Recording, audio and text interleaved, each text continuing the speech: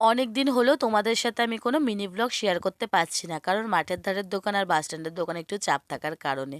কারণ দু দোকানই এখন খুলেছি, দু দোকানেই থাকতে হয়। সকালের দিকে থাকি মাঠের ধারের দোকান আর বিকেল থেকে থাকি বাস স্ট্যান্ডের দোকানে। তো আজকে জানো তো আমিও ঢুকেছি, তার সাথে সাথে ভাই খাবার দাবারগুলোকে টোটোতে করে নিয়ে এসছে।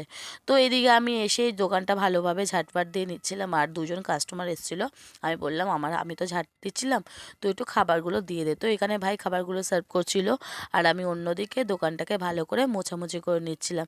কারণ দুজনেই তো আমরা একসাথে ঢুকেছি, তো আমি তো অন্যদিন আগে আসি, আর আজকে আমিও চলে এসেছি, ভাইও আমার সাথে সাথে চলে এসেছে। যাই হোক, একটু তোমাদেরকে আমি আমাদের দোকানে কী কী পাওয়া যায় একটু দেখিয়ে দিলাম, তোমরা একটু স্কিপ করে দেখে নিও।